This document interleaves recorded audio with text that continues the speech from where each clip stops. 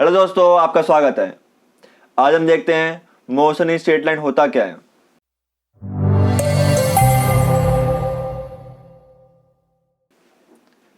तो चलिए शुरू करते हैं।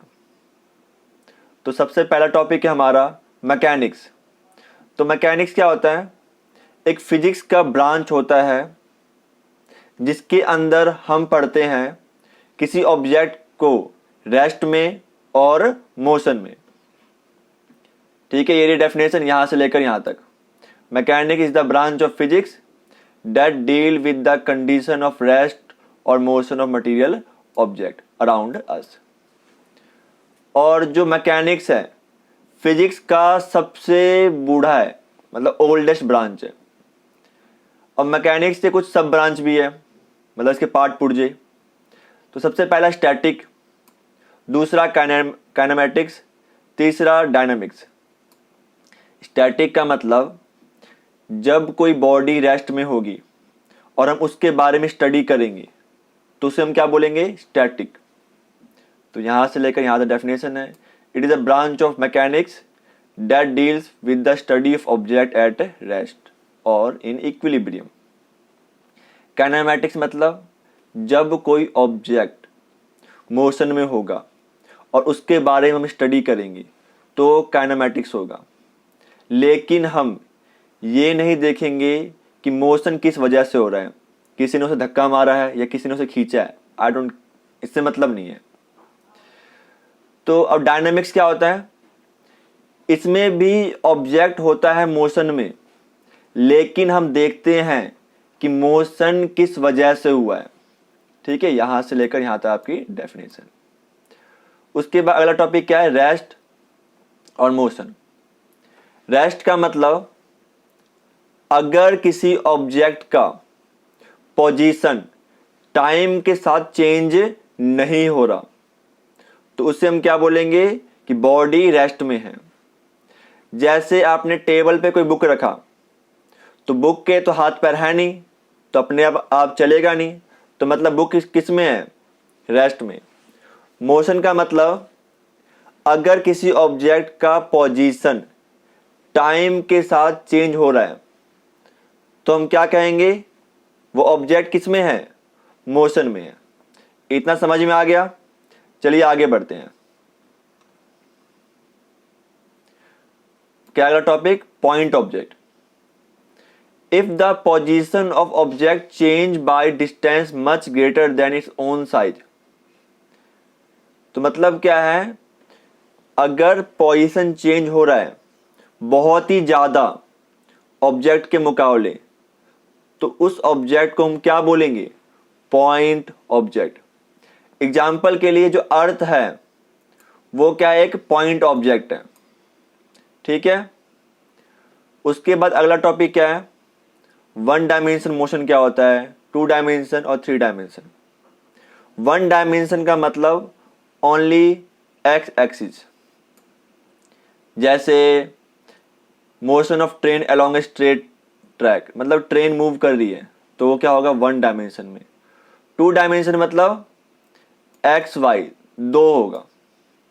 इसका एग्जांपल देखते हैं।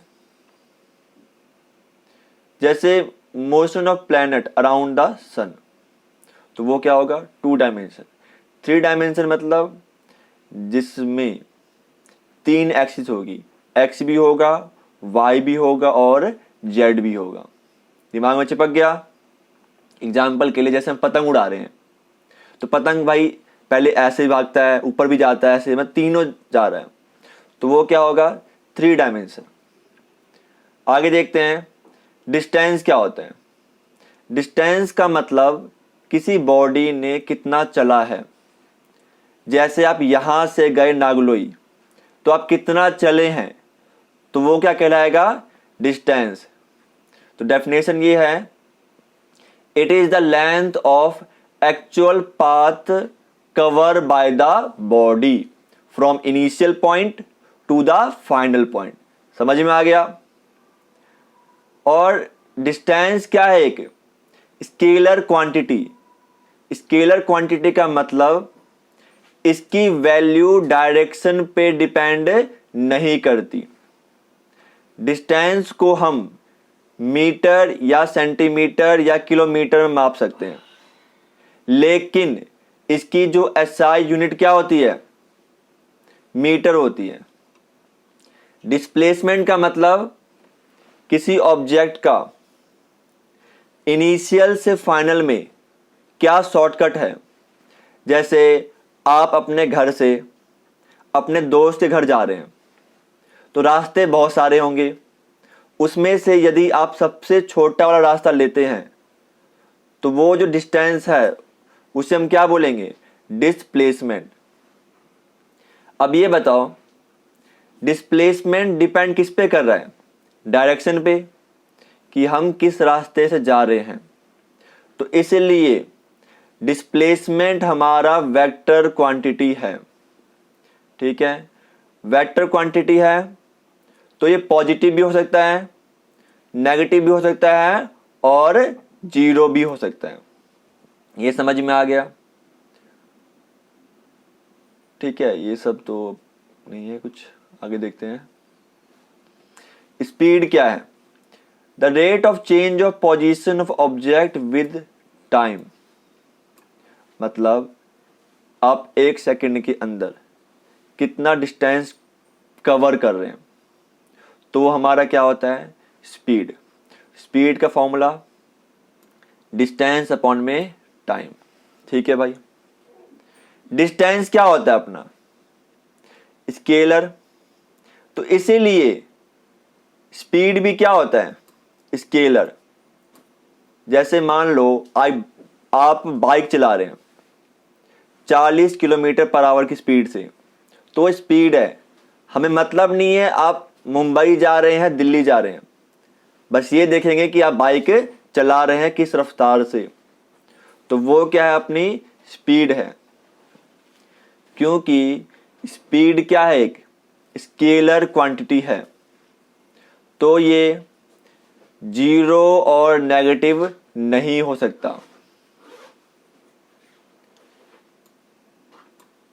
स्पीड में बी पॉजिटिव और जीरो बट नॉट नेगेटिव। मतलब जीरो हो भी सकता है। जैसे मान लो आप बाइक को रोक दी तो रेस्ट पे हो, तो रेस्ट पे आपकी स्पीड कितनी होगी, जीरो, लेकिन कभी भी नेगेटिव नहीं होगी।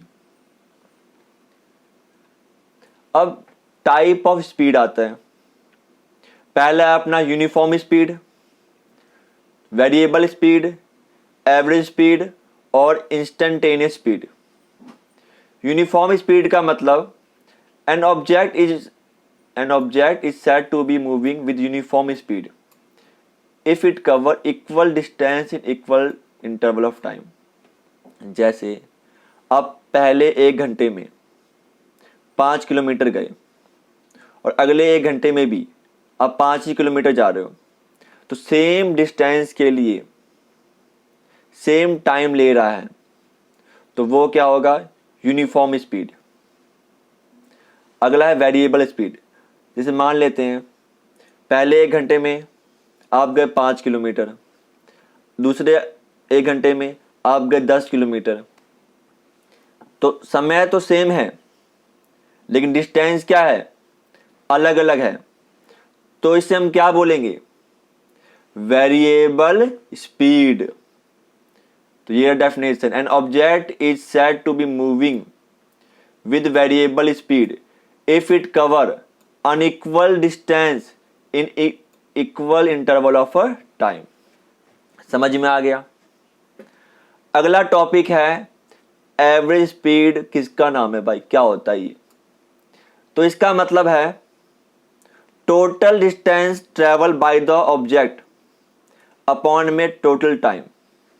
ठीक है, एवरेज का मतलब वही होता है, जैसे आपका पेपर हुआ, पेपर में अलग अलग सब्जेक्ट है, तो सब्जेक्ट का निकालते हैं ना एवरेज, ऊपर आता है टोटल नंबर जितने आपके आए बटे में।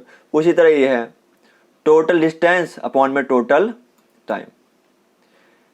अगला क्या है, instantaneous speed, speed of an object at any particular instant of time. जैसे मान लो आप बाइक चला रहे हो, पीछे कोई बैठा हुआ आपका दोस्त, वो पूछ लिया आपसे अचानक कि भाई अपनी स्पीड बता, तो आपने बोल दिया 40 किलोमीटर पर आवर, तो वो क्या हुआ, इंस्टेंटेनियस स्पीड।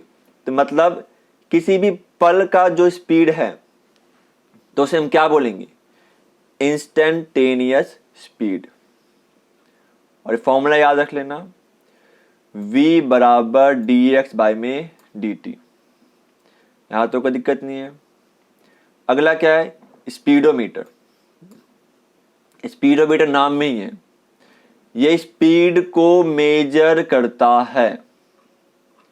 ठीक है भाई। वेलोसिटी क्या होता है, rate of change of position of object with time in A given direction. मतलब ये है, एक सेकंड में आप कितना चल रहे हैं किसी एक पर्टिकुलर डायरेक्शन में, तो वो अपना क्या होता है, velocity.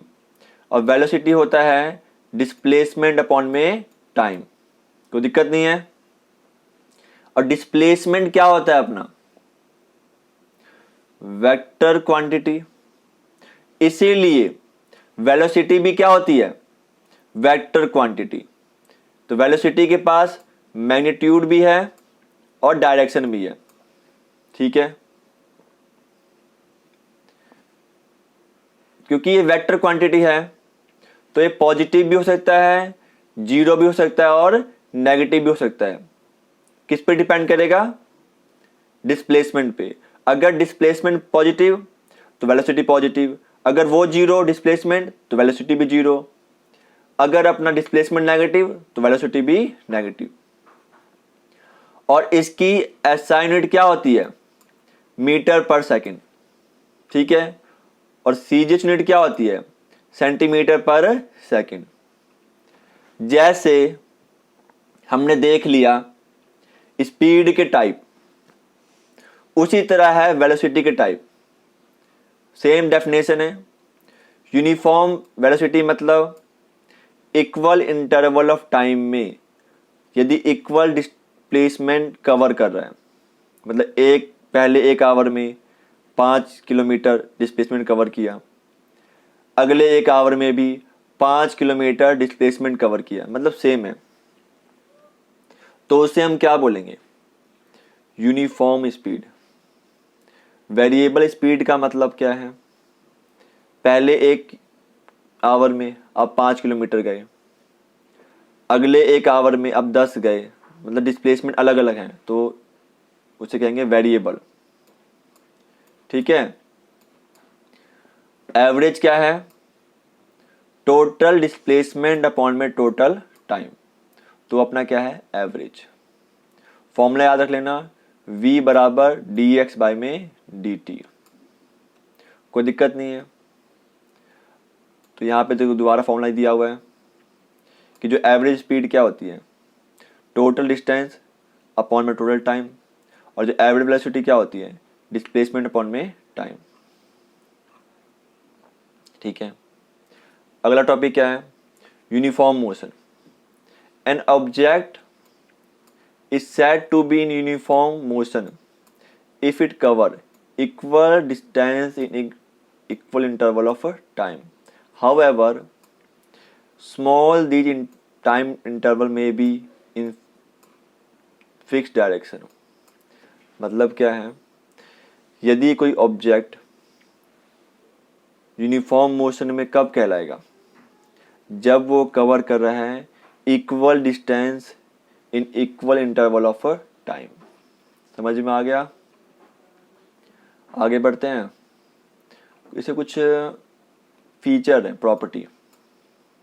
Velocity in uniform motion does not depend on the choice of origin, मतलब ओरिजिन पे डिपेंड नहीं करता।